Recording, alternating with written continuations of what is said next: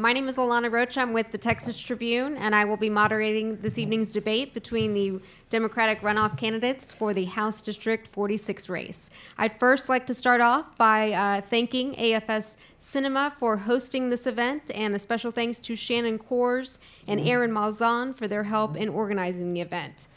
Though donors and corporate sponsors underwrite our events, they play no role in determining the content, panelists, or line of questioning. I could remind you to silence your cell phones, but if you do plan to use your Twitter app and tweet this event, we ask that you use the hashtag TT events, of course, for Texas Tribune events. The event will last an hour until about 8 p.m. The format will include opening and closing statements, along with moderated questions, 2-minute answers with 1-minute rebuttals. The questions include a mix of submissions from the Texas Tribune, those who have RSVP'd, and others that were posted on social media. So with that, I will introduce our candidates. To my left is Sheryl Cole. She is an attorney, CPA, and served on the Austin City Council for 9 years, the last 3 as Mayor Pro Tem. She's worked on a number of executive boards in the community, including Planned Parenthood, Austin Urban League, and the Texas Municipal League. Next to her is Jose Chito Vela. He's an immigration attorney, former City of Austin Planning Commissioner, and community activist who's worked with the Workers' Defense Project. He served as general counsel for a Democratic member of the Texas House and as an assistant attorney general in the Texas Attorney General's office. If I could get an applause for our candidates.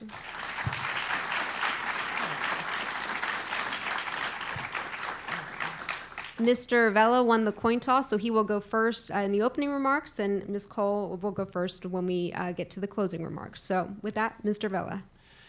Thank you, everyone, for being here. It is a pleasure to live in a community that is so politically engaged.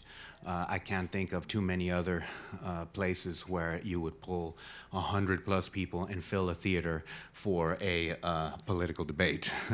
And it's exciting to be part of this. It's exciting to be part of the community. There's so much energy and fire in the among Democrats right now, among the base, that I hope we can take that kind of energy and that kind of passion into the Texas legislature and push Texas to the left. I am an immigration and criminal defense attorney, a former general counsel to Solomon Ortiz, a Democrat from Corpus Christi, former attorney general in the Open Records Division. I have been involved in politics for virtually my entire adult life in one way or the other, and have been in Austin since I came here as a freshman from Laredo, Texas, my hometown, to the University of Texas in 1992. And I'm sure everybody has heard this before, but fell in love with the city and never left. A beautiful community, a beautiful district, very diverse, very working class vibe to it. And what excites me about this seat and what excites me about the possibility of representing House District 46 is that this may very well be the most liberal House seat in Texas. And I want to make sure that whoever represents this seat uses that to their advantage and is out there being a champion, being an advocate, being a fighter for liberal Democrats, not just in the district, but really throughout the state. We've lost. We don't have our Democratic champions. And it's time to create a new generation of Democratic leaders. Thank you very much. Thank you. Ms. Cole. Hello, thank you guys for coming out. I agree, it is wonderful that only in Austin would this happen, that we would have such a gathering and people would be so excited about politics. I'm from Wichita Falls, Texas. That's where I grew up. My mother was a maid, my mother's mother was a maid, and my family on my father's side goes back in this area around Austin for 5 generations, going back to Stephen F. Austin and the old 300 and the slaves that came with them. My great aunt, my grandmother's sister, was a precinct chair in this district. I have been involved in politics in this district since I was knee-high to a grape. I came from Wichita Falls and went to school at the University of Texas on scholarship, went through and received a degree in accounting, and then I went back to law school again on scholarship.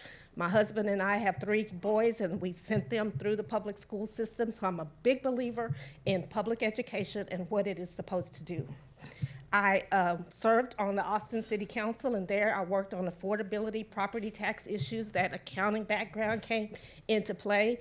And I also worked a lot on reproductive rights issues, and Planned Parenthood has endorsed me. I look forward to serving this district. I'm not running for governor. This district has not been represented. I want to do everything within my power to deliver for this district. I'm going to fight for this district, and I look forward to doing that with this district's input. The issues when I walk the doors are clearly affordability, property tax relief.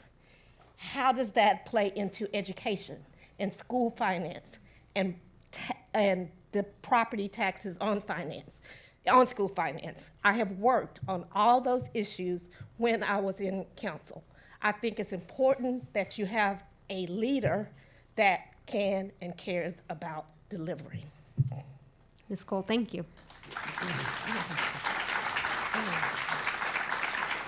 You mentioned affordability, and many readers and people who RSVP'd to tonight's event asked about affordable housing. The questions, this particular question comes from Rodrigo Leal, who asks, East Austin is facing unprecedented growth pressures that are pushing low-income families and communities of color to the outskirts of eastern Travis County. What can you do as a representative of HD-46 to address affordability and counteract the rapid gentrification and displacement that is disrupting East Austin communities?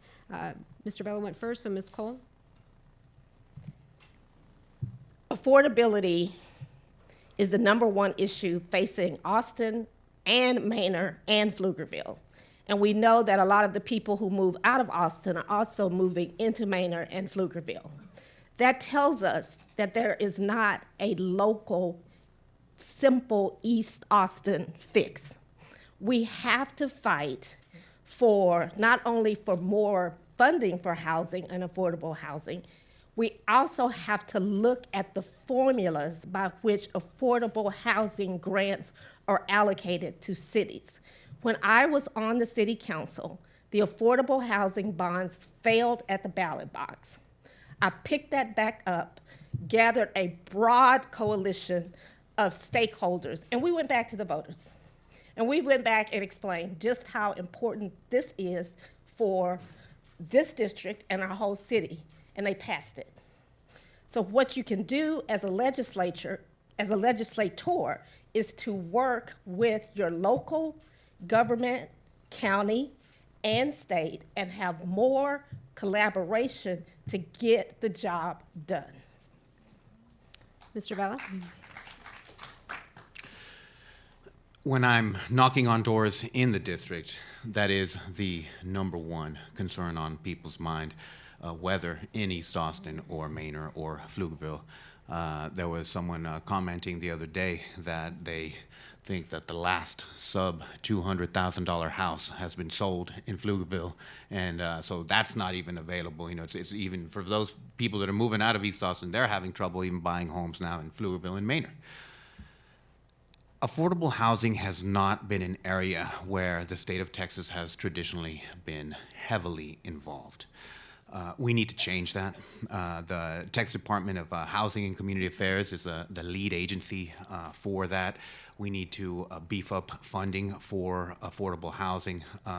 And we also need to address the property tax concerns that are forcing a lot of longtime homeowners to move and go to a more economical area.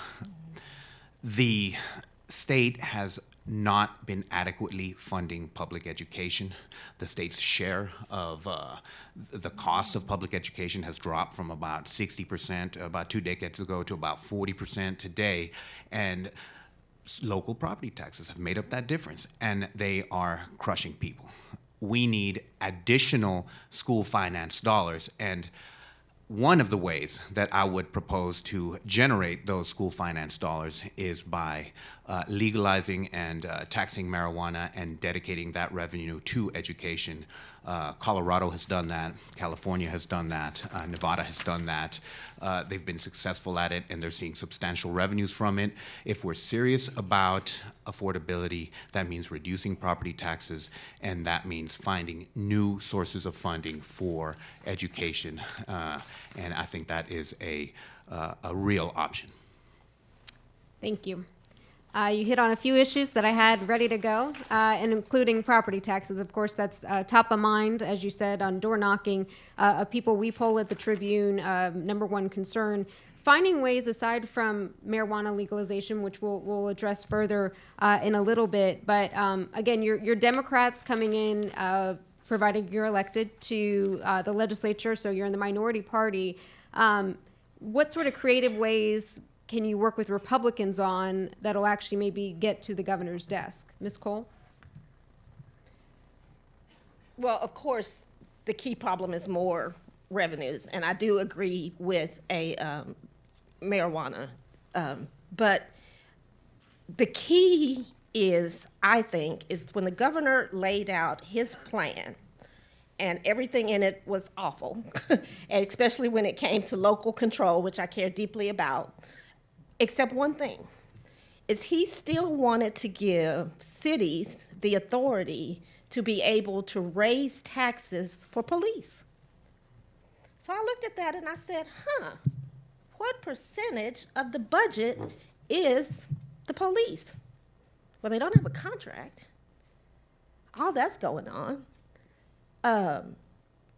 65, if I remember right, we might be hovering around 71%. So I wonder how those dollars compares to the dollars for recapture. That's the kind of thinking. Sorry. You like that idea so much. That's the type of thinking that needs to be done, which is basically, this is a constituency that is important to you, and it's important to you that we, even in liberal cities like Austin, take care and provide for. Well, that's the way we feel about education. So let's talk about this. That would be the #1 way. And then the other ways is of course, there's so many things. I mean, the Border Patrol budget is ridiculous. I mean, and that all gets back to the wall. And I mean, I just don't even want to get started on how repugnant all that is. But the dollars that are in the budget for things that are not justified and aren't really turning an ROI, is what I call it, a return on investment, I don't think have really been called into play, even in Republican districts, to Republicans who are supposed to care about property taxes. Thank you. Mr. Vela? So when I was general counsel to Representative Ortiz from Corpus Christi, one of the issues that I became very familiar with was the commercial side of property taxes. You know, we all talk about residential property taxes, which are high.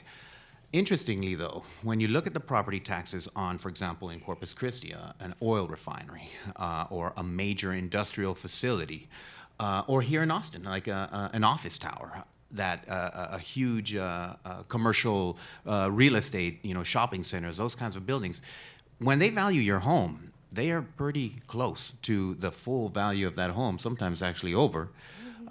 When they value that refinery, I remember seeing that, the appraised value of a refinery in Corpus Christi was about, $150 million, something like that. And then there would be a sale, the company would sell that asset to another company, and you'd read in the Wall Street Journal or some, financial publication that the asset was sold for $600 million. So think about all the revenue that the Texas educational system missed out on because that industrial facility was not properly valued. That has been an ongoing concern in the state. We are hemorrhaging property tax dollars, and they are going to the wealthiest people in the country. They are going to, the top 1%. We need to properly value commercial properties so that they pay their fair share of taxes and so that our educational system is properly funded. If we do that, we might be able to get some residential property tax relief out of that kind of bargain too. But first things first, we need to properly fund our educational system. Do you think that the budget situation that if you're elected you'll be coming into will incentivize lawmakers to actually do that? Because I actually covered that issue last time around, and when you're talking about big companies and obviously those are big donors, there's not a lot of momentum to get that done. So how do you see about getting that accomplished this time around? It's going to be difficult because the lobby that is supportive of those industrial interests essentially controls the Texas legislature. That really leads into another critical issue. In order to get good things accomplished, in order to make positive changes, we've got to talk about campaign finance reform. There's unlimited donations to the Texas legislature. Someone can come and write a $100,000 check. Any PAC, any individual, unlimited donations, and so the big donors control the Texas legislature. So it is true, and we're going to have to lay the groundwork for some positive changes, I think, by more substantive political reforms like campaign finance reform. Ms. Cole? The other avenue for help with education financing is something that we did, and I led on together with Representative Gina Hinojosa, which was having the city actually take on some of the programs that the schools normally provide. And specifically in this case, it was parent-teacher specialists and after-school care. And we can do that in our recreation centers, is what and those items are still in the budget today. So I would think all of the school districts would like to look at Austin as an example of how to save money on education by collaborating with the local entities. And you may be familiar with, Mayor Adler is working on the tax swap and all this business. Well, all of that started, that whole line of thinking of how can we help with the education funding issue has been around for 9 years. I mean, even before I was on council, but it certainly started to seal the deal when I was there and chair of audit and finance. So I think a lot can be done, and I think we can have the support of organizations like the Texas Municipal League, which lobbies on behalf of cities statewide, and the Texas Association of Counties. And then might can get it passed. Thank you. Is that someone's phone?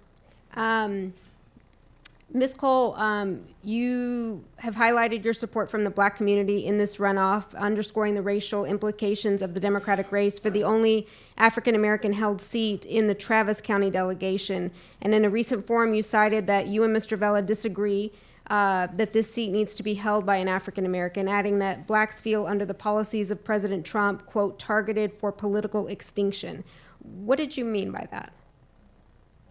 No, I don't believe that's what I said, and if I said it, boy, did that come out wrong. No, that was a direct quote from the KU2 forum. No, I don't disagree with the quote. I said it came out wrong. Okay. I believe you. I think that, because I've said it before in other forums, what I was trying to communicate is that the policies of Trump are very repugnant to the African American community. There's just no doubt about that. They are repugnant to the local African American community. And throughout this campaign, this kind of premise that because we have Trump and because we have Abbott and because we have Patrick, that we need to fight in a new way, and all that's true, but somehow a female can't do it, and that's got to be changed and not be an African American. We don't understand that. And when I say political extinction, I mean that it is very offensive to use that argument to justify not having diversity in our delegation. Are you speaking to the legacy of the seat and the fact that it has been held by an African American for 40 some odd years? Well, yes, but so has every the Commissioner's Court, Jeff Trevillion's seat, was designated and drawn as a geographic seat. So was the seat that Ted Gordon occupies on the school board. So is the seat now that Ora Houston holds at the city council. And this seat was the same way. And it was, I mean, it just was. I mean, so now I guess you might have a follow-up, because I answered what I wanted to convey, but I don't know if that was really your question. No, my question was, then does Mr. Vela's ethnicity disqualify him for the seat? No, I don't think Mr. Vela's ethnicity disqualifies him for the seat. I think it's important because of the previous composition of the representative, that it is a person that has actually demonstrated some outreach to the entire community. This is a diverse district. I mean, the demographics are diverse. I mean, before I went on council, I mean, I had been to Holy Cross Church. I'd been to Andy Ramirez's funeral. I hadn't missed many Cinco de Mayo events.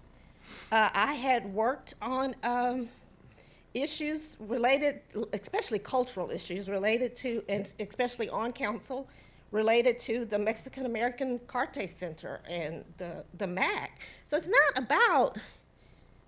it's not just about your race. It's about, are you qualified? Have you done, do you stand for democratic values, and have you shown that? Have you done that outreach?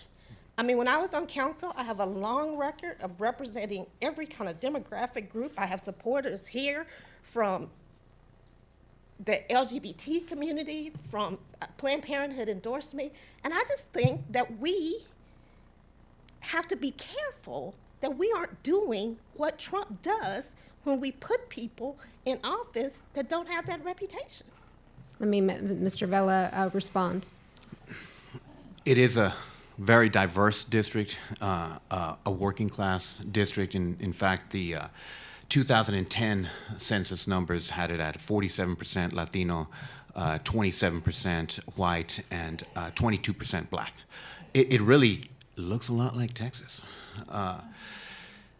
But fundamentally, House District 46 is a coalition district. There is no one that dominates the district, no ethnic group that dominates the district. We have to come together to elect the best person for the seat. We need to vote for the best candidate and the person that we feel will provide the most effective representation. So many of the issues that affect the African American community, voting rights issues, criminal justice issues, police violence, racial profiling, also affect the Mexican American community. They're really black and brown issues. And my parents were active in the Chicano movement of the 1970s. And I grew up with the idea that the Chicano movement was born of the African American civil rights movement. They were the ones who led the way in the fight for equality, for justice, for equal rights, for basic respect from American society. And that struggle was picked up later by Mexican Americans and later by so many other groups that were inspired by the African American civil rights movement of the 50s and 60s. I am aware of that legacy. I'm very conscious of that legacy, of the history of our communities. Our histories are linked, our causes are linked, and I want to make sure that as a people, as Mexican Americans, as Chicanos, we do owe a debt to the African American community for being the trailblazers. I will repay that debt. The concerns of the African American community will be my concerns. My door will always be open to all people, and I will make an effort to be active and engaged and participating in all parts of the district, regardless of of any kind of racial or sexual gender identity, any kind of those issues, all are welcome, all will be served, all will be represented. A minute rebuttal, Ms. Cole. I just want to add a couple of things. I guess first and foremost, speaking on behalf of the African American community and its long history of working with the Hispanic community, we strongly support immigration reforms. And when it comes to understanding what it's like to have a child taken away from you because of your race, we understand it just like you, and we're with you 100% until our feet swell.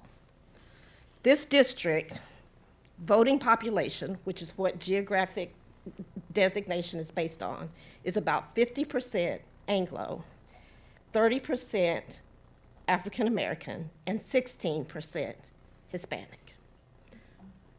We do not understand, given our position for so many progressive causes, why anyone would contemplate us not having a seat at the table.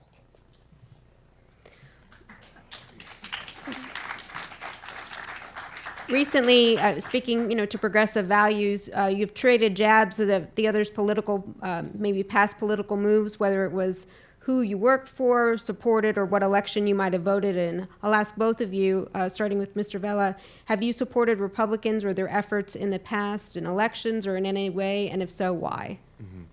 I have not. I have been a Democrat my entire life. And have never donated to any Republicans, have never really participated in helping any kind of Republican Party or anything Not like voted that. in the... So in 2010, when I was actually a House Democratic staffer, there was nothing on the Democratic ballot. The governor that year was Bill White, and he was going to run away with the governorship. There was no competitive primary, Democratic primary. Dawnna Dukes was not opposed. I don't even think the commissioners were on the ballot. Basically, there was nothing to vote for on the Democratic side. On the Republican side, there was Rick Perry versus Kay Bailey Hutchinson.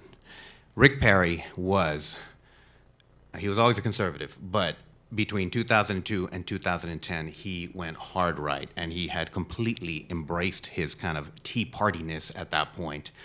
Kay Bailey Hutchinson had left the U.S. Senate to challenge Rick Perry as a moderate Republican for the governorship, and since there was nothing on the Democratic primary, there was a competitive race on the Republican primary. For the one and only time in my life, I crossed over to vote for Kay Bailey Hutchinson against Rick Perry in 2010.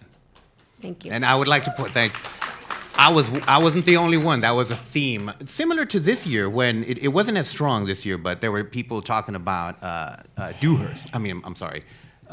Patrick, the lieutenant governor's race, where supposedly he was going to get a stronger challenger, and there was some conversation around it. That was kind of the same theme, where as Democrats, we were trying to kind of push the Republican Party, more back to the middle. But sadly, it didn't work. Rick Perry trounced Kay Bailey Hutchinson that year. Thank you. Ms. Cole, have you supported Republicans or their efforts in the past? I have never voted for a Republican. I am a yellow dog Democrat, and that great aunt that I talked about taught me that. There has been Gerald Doherty, which always comes up, helped me with Ban the Box, which is important to the Latino community, and it was important to the African American community, and it's just going to be like at the legislature if you want to get something done for the district. And I gave him, I think it was a $200 check. To me, Chito has admitted that he voted in the Republican primary for a Republican. He worked for the Attorney General's office for Greg Abbott.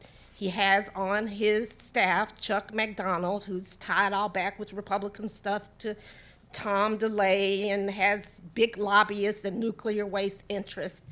The problem with all of this, and I hope we can just put it to rest right now, throughout this campaign, I have been attacked with a Democratic, progressive, liberal litmus test. All those things that he has done, it's not about the fact that he did them, because I don't doubt that he's a Democrat. I don't doubt that his heart is a progressive Democrat. It's just what you've been slinging at me raises a credibility issue. Minute rebuttal. I find it extremely disingenuous to say that I worked for Greg Abbott, and that's just an insult to all the hardworking state employees who today work for Greg Abbott as governor. I don't tell my mailman that, oh, you work for Trump. I think that's just absolutely ridiculous. I was an assistant attorney general, my first job out of law school, a bureaucratic job. You know, we receive open records requests from school districts and we rule on them. And I mean, it just had nothing to do with politics. And to make those accusations is just, to be honest, to me, that's what a losing campaign does. They throw mud and they try to just make things up. Same thing with Chuck McDonald. Let me tell you a little bit about Chuck McDonald. The last candidate that he represented was Paul Sadler, who ran against Ted Cruz in 2012. That was the last time that he was involved in a campaign. He was also involved in a campaign way back in the day from this very famous Texas Democrat, some of y'all may know, Ann Richards. He was a press secretary for Ann Richards, and he was involved in both her 1990 and 1994 campaigns. Chuck McDonald's mother is also a state representative. She's deceased now, but she was a Democratic state representative from El Paso. So this idea that somehow he is a Republican, or I don't know where it comes from, and it's really just meaningless to anything that's relevant to the campaign. I'm not a losing campaign. Some of the attacks we're talking about, you know, NRA, A-rated officials that Mr. Cole was linked to, and of course the NRA just being in Texas over the weekend for the annual convention. One issue that is at the forefront right now is, of course, the nation's young people focused on ways to eliminate or at least reduce gun violence in schools. Ms. Cole, what proposals do you see working with Republicans on ways to address gun reforms to make schools safer and just the society safer? Gun violence is just a terrible issue that's going through all our schools. And I don't believe that Republicans want to see children die. And I think you just got to put that to them straight and kind of win the factual war. And if you don't, you just filibuster. You just got to take it to the next level. Mr. Vela? So today I announced that I received the Moms Demand Action Candidate of Distinction designation, which basically they have a list of positions where, you know, if you support universal background checks, assault weapons ban, the removal of weapons from people convicted of domestic violence, kind of what they would consider a common sense list of gun reforms, then you receive that distinction. And my campaign received that, and we're very proud of it. That's another one where when I'm in the district and I'm knocking on doors, the feedback on gun violence has been very strong. People are afraid. They're afraid for their children. They see this insanity that's going on around them, and they want it to stop. And that has been one of their questions to me. What are you going to do about the gun violence that's threatening our society? And again, assault weapons ban, I think we have to go back to that. We've done it before on the federal level. And it's going to be tough in the state, no question about it. But as Democrats, everything that we do as Democrats is going to be difficult. But we have to lay the groundwork by advocating for the positions that we believe in, campaigning on those positions, and then moving forward, winning seats, and eventually getting things done. You don't get things done in the Texas legislature on the first try. It's gonna take a few times. Sometimes it takes a decade, but we have to start now. We have to start pushing. We have to start building that movement to make positive change in Texas. Quickly, do either of you have a specific policy that you see that Republicans, in the nation-wide scale have seemed open to, universal background checks or whatnot that maybe you could get to the table and ultimately get to the governor's desk? Mr. Vela first. So, receiving that gun sense award, one of the first questions that came to my mind is, how many Republicans have applied for this? Who are they? We need to reach out to them. So I know that these are concerns in Republican households as well. Mass shootings do not discriminate between Democrats and Republicans. We're all in danger of those. And wherever possible, when we can make those connections, when we can form a coalition, we do need to. Although it's going to be tough, no question about it. Ms. Cole, do you have a specific policy that you think you could work with Republicans on and they might be open to? Well, I would hope they would be open to a whole lot of like universal background checks and all that type of thing. But really, well, first I want to congratulate Chito on his very, very recent endorsement in light of his former boss being an NRA, AA, whatever, super gun crazy person. So, and the timing is just really great with that. But what really comes to my mind is that I remember the days when there was no Mothers Against Drunk Driving, when there really was very little activity by Planned Parenthood or the PTA. And there's a group of people, and they're called moms, and they just don't get to the table enough, and they often don't get mad enough. But when I'm knocking on the doors, they're getting pretty mad about this. And if there would be one angle that I would want to go at this, would be the moms. Thank you. Of course, House District 46, we're here in Austin, but it also includes Manor and Pflugerville. People living in these cities argue they have unique challenges that could be addressed in the legislature apart from Austin's needs. Both of you have spent time in these communities. What priorities do the people of Pflugerville and Manor tell you they want the HD-46 rep to fight for at the Capitol? Mr. Vela? Healthcare, education. They suffer ultimately, they're school districts are funded. They're having the same problems. They uninsured is a problem. It's funny, people. It's a very diverse district in many ways, and you go out and you talk to people, and you're like, what do Mexican Americans? What are their priorities? African Americans. What are their priorities? Education, healthcare. I mean, it's a universal. All Democrats. Those are priority issues for virtually every single Democrat I talk to. Specifically with regards to Manor and Pflugerville, growth management is a major concern. They are seeing communities just kind of mushroom and subdivisions and real estate development just kind of going up all around them. And the municipal governments are having a hard time keeping up with that. They're having a hard time managing the growth.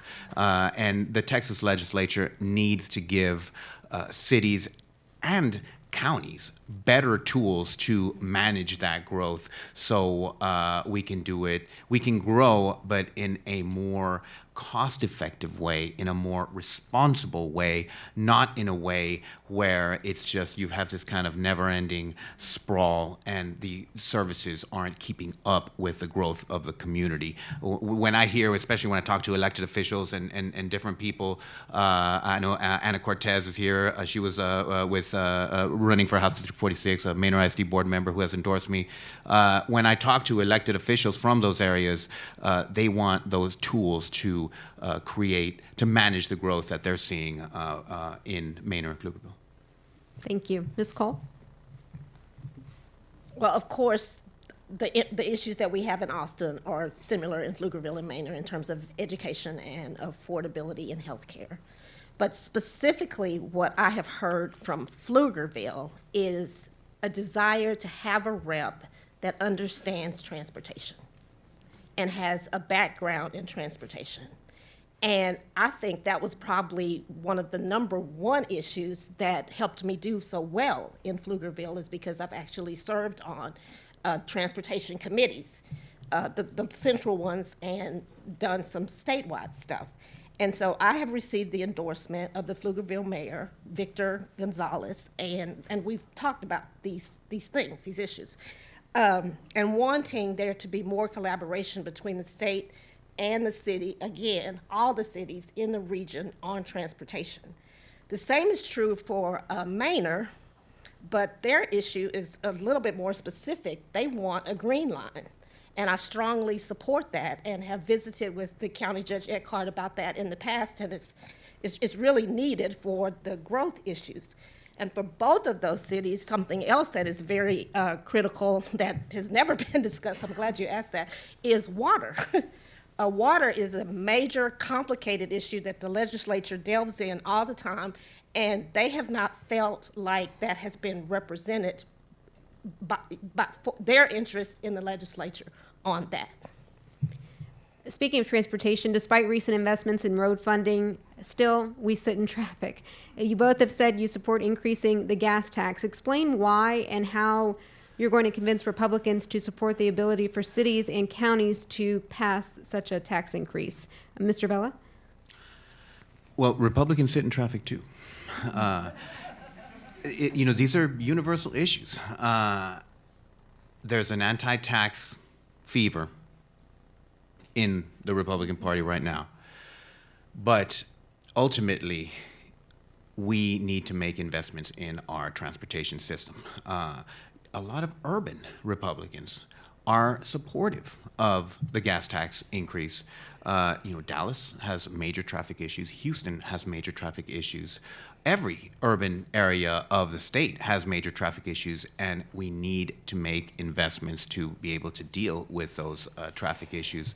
So it's an ongoing battle, but as traffic gets worse, as the funding continues to decrease, as the current gas tax covers less and less of the operating expenses for the Texas Department of Transportation, we will eventually have to do something, and the Republicans, I'm sure, will hopefully join us in providing better funding. One other option that I did want to mention is, which was again also a proposal that was before the Texas legislature for some time, is a local option gas tax, where the legislature would give the cities the power upon an election. The city council would call an election and say, voters of Austin, do you want to raise the gas tax by, let's say, a nickel just within the city of Austin? And then that revenue would be dedicated to transportation needs, but broadly defined transportation needs. Because right now the state gas tax can only be used for roads.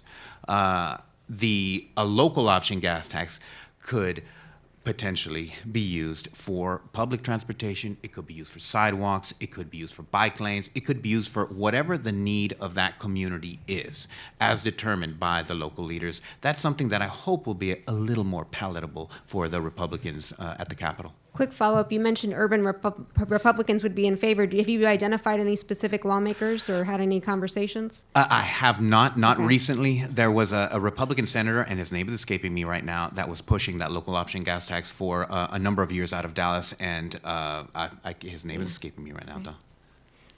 Ms. Cole? Well, transportation is an interesting issue, and I like how you're constantly saying, but, we've got these Republicans, what are we going to do with them? How are we going to deal with them? How are we going to make something happen?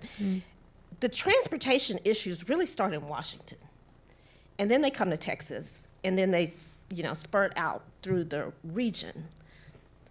Since my time on city council and under Senator Watson, who has endorsed me's leadership, and he's been the leader on transportation issues for, 10 or 15 years, that has been, by and large, a bipartisan coalition to try to get the money home. And then we can fight about it then. So having served on the regional committees and chair of the Comprehensive Planning and Transportation and been on trips to Washington, I see a real need to continue that collaboration.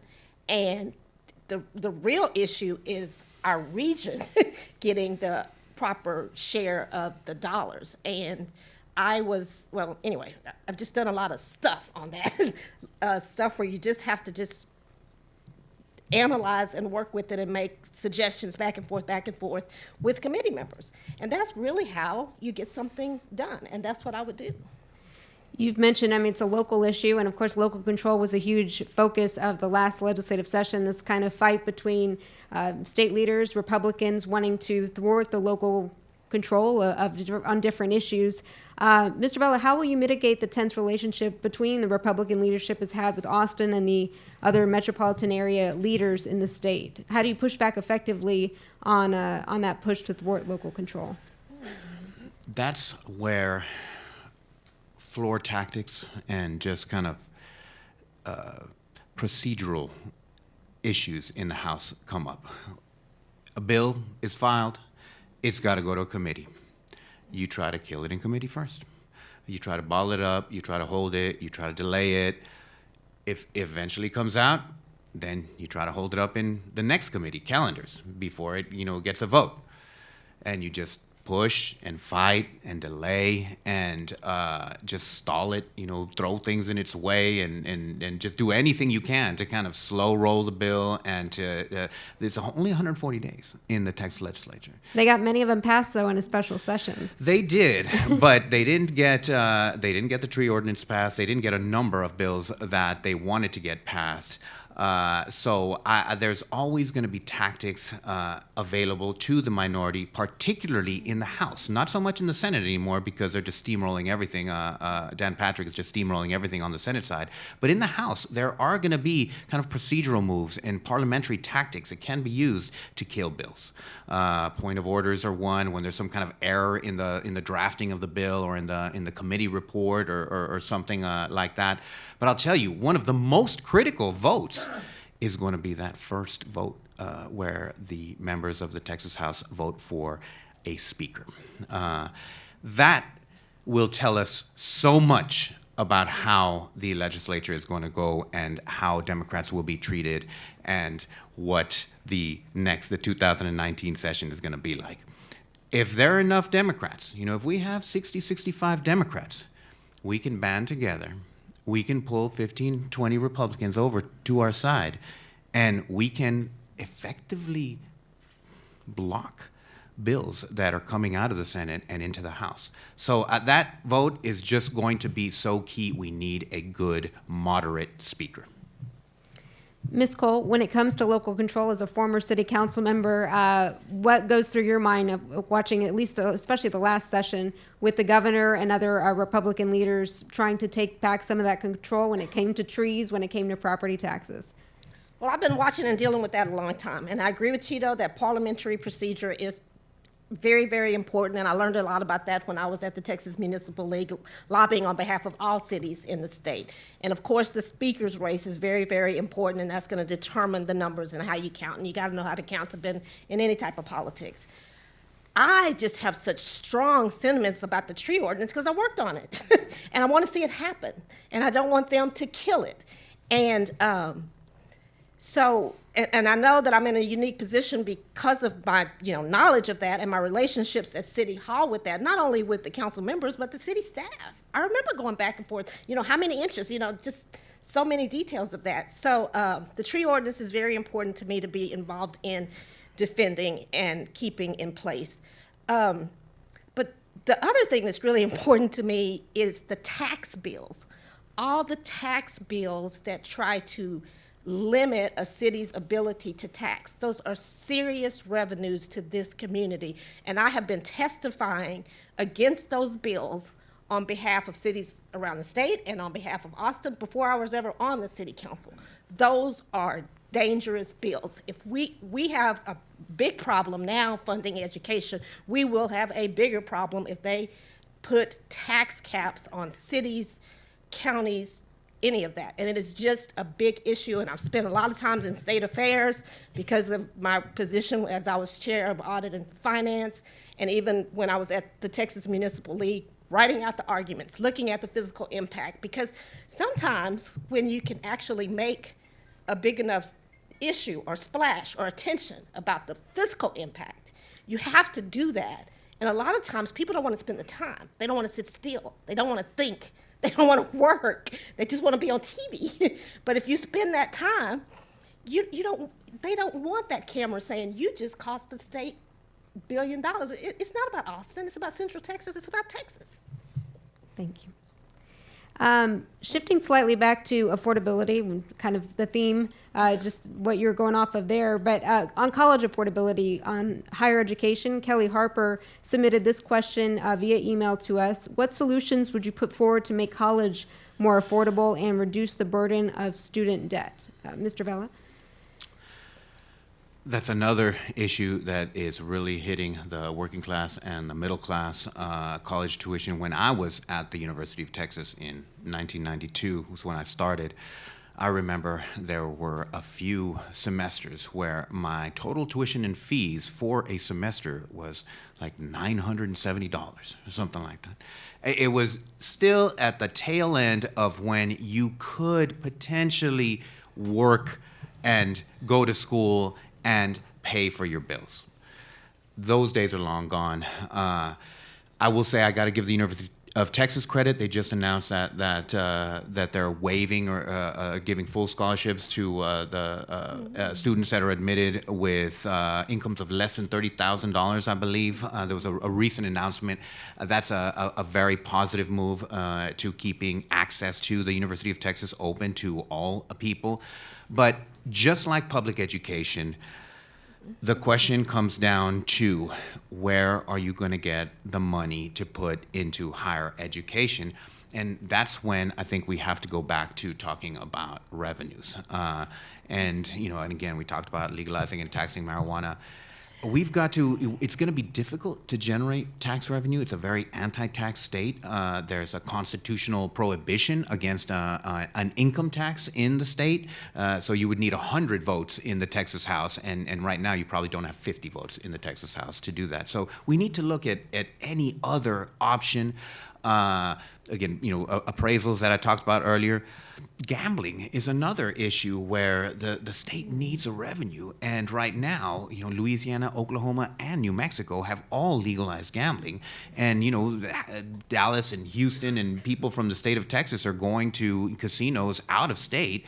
And the only thing we're losing, the only thing, we don't not getting from this is the tax revenue from gambling. So that's another item where I would look to generate some revenue to fund higher education as well. Ms. Cole, on college affordability, I know there's been loan forgiveness programs. I mean, the legislature's tried to get creative.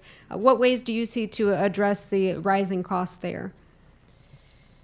It is ridiculous. I have two. Well, one is about to graduate next Sunday, and I have one that recently graduated, and the price is just ridiculous. And it is priced out of working class families and a burden for everybody else. I think that the colleges really need to be called on the carpet. Nobody can come up with the solution as well as you can for your problem, and it needs to stop being the taxpayer's problem. It needs to be their problem. And when I say their problem is tell us how you're going to shave, $5 billion off your budget. Because when I look at it, it seems like you're building a whole lot of buildings and your population hasn't increased, and these endowments could be used to fund what you already have. But, I'm not close up, but if I'm wrong, then show me where I'm wrong. Mm-hmm. So I just think there's a lot to be said. I never see the member is always called on to come up with the answer. And when I was in the city council, we often asked the stakeholders to help us with an answer. And I don't see that at the Capitol. Okay. Thank you. Of course, we mentioned legalizing marijuana, both of you. Ms. Cole, how realistic is that? Of course, it could generate a lot of money. We've seen what's happened in Colorado and other states that have legalized it for both medical and recreational use. But we just did a story on CBD oil and the fact that passed, 2 sessions ago, and it's just getting into circulation, but it's a lot of hoops for people, the epilepsy patients who qualify for it. So, what's the reality that that's actually going to be a revenue source, you think, in the near future here in Texas? Well, I agree with your premise, which is, of course, that would be difficult. But the even bigger premise is even if we did it, it's not going to be enough to fund education, so we can't totally depend on it, but it has to be an option that's on the table. Any follow-up there? I think that is much more likely than anybody realizes. Why? Chairman Moody, from State Representative from El Paso, had a bill to reduce the penalty on marijuana from a Class B misdemeanor, which is what it is today, punishable by up to 180 days in jail for possession of any amount, to a Class C offense, which is a maximum $500 fine for possession of basically small amounts of marijuana. That bill, it didn't make it to the floor, but it had about half the House signed on to that bill in support. You were talking about the CBD oil. Representative Neistat, for years, was the one that would regularly file the medical marijuana bill, and it would go nowhere. No one wanted to touch it. Now the CBD oil was passed. So once you start to see those cracks in the dam, the change, I think, will come quicker than we realize. And one of the things that I would like to do with a bill like that is what we don't have right now are numbers. How much would the legalization and taxation of marijuana generate for the state?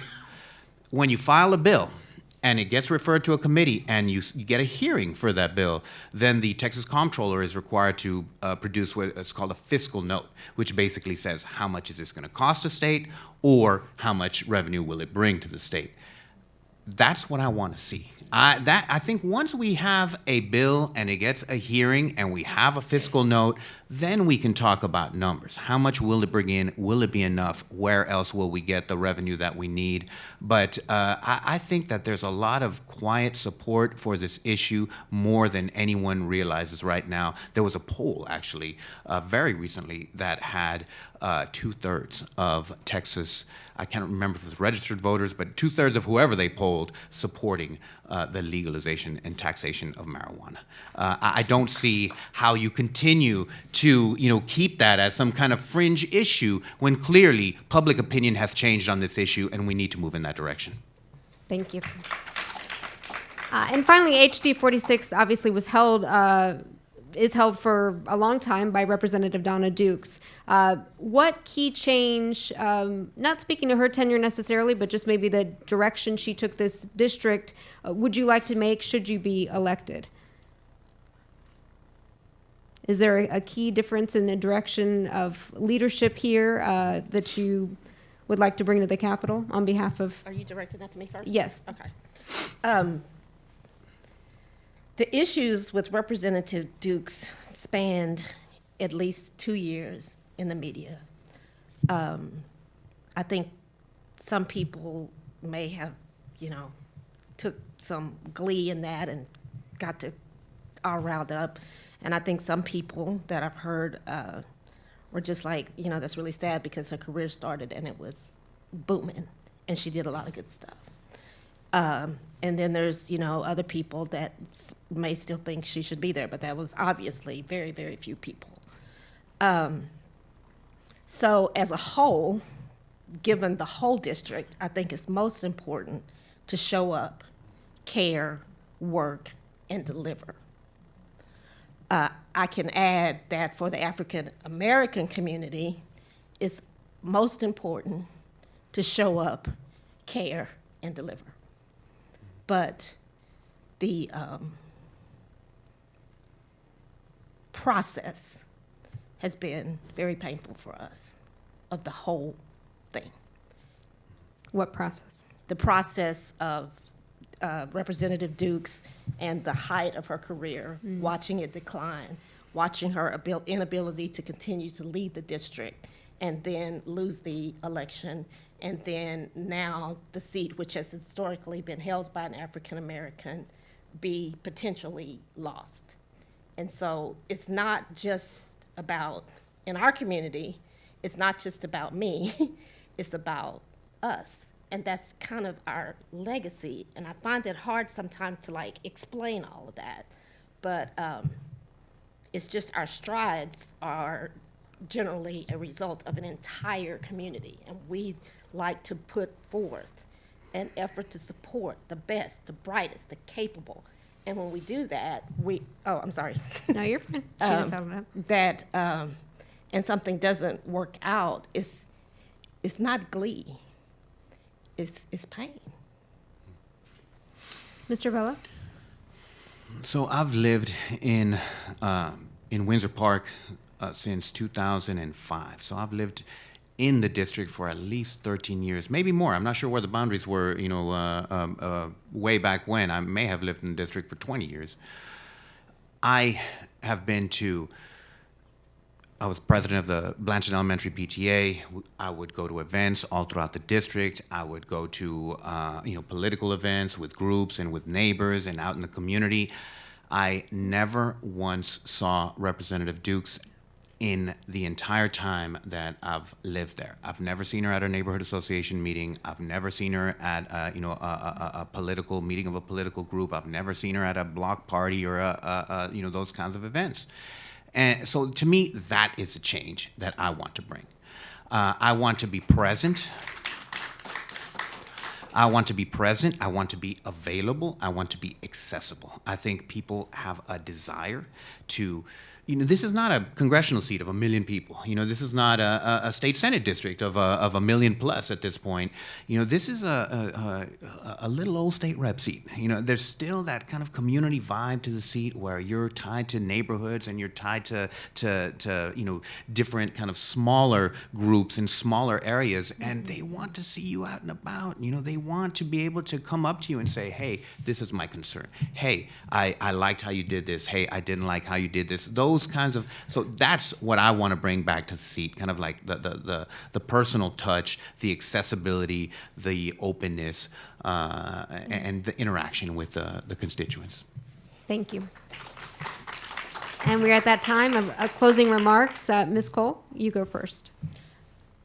I also agree and feel strongly about the fact that the leader of House District 46 needs to be seen in the community. But I've done that. I've been to the Maplewood Carnival and Arts Festival. I go to the Mueller's Farmers Market. I don't miss the Windsor neighborhood Christmas party. Very rarely, I shouldn't say never. But when we put our leaders in, the question isn't what we promise to do after. The question is, what have we done before? I want to represent this district on the issues that are most important to it: affordability, reproductive rights, property taxes, and I have a desire and ability and capacity to fight for those. And I ask that you stand with me to make that happen in a broad coalition, regardless of race, regardless of sex, regardless of sexual orientation, because it's the right thing to do, and it's what I've done all my life. Thank you. Thank you. Mr. Vela? Thank you to the Tribune for hosting this event. It's been wonderful. Thank you to everyone for attending. It's just so inspiring to see a packed room of people engaged at this level in politics. The campaign has been tremendous. I joke about how I know I made the right decision to run because I've been enjoying the campaign. I like the interaction. I like the back and forth. I like talking to the folks. Getting to know a whole new set of people. It's been great. It's been so educational. I've gotten to know so many good people that are concerned about our democracy, that are concerned about our state, that are concerned about where we're going and what we're going to do to deal with our current problems. So, and just from starting to where we are today, when I started, there was kind of like, oh, he's an interesting guy. Maybe he might be able to, this and that. and then to finish first in the March 6th primary after having been outspent, 3-1, 4-1. I feel like we've really connected to an energy and a passion in the district for a champion, for someone that will just be unapologetic about saying that, I want to fight for the district, that yes, I believe that, there's that old saying, taxes are what we pay for civilization. And they're not afraid, to say like, yes, I want good government. I want responsive government. I want quality government. So it's just been a pleasure. It's an honor to be here. And again, thank you to everyone so much for your time and attention. Thank you. Another round of applause for our candidates.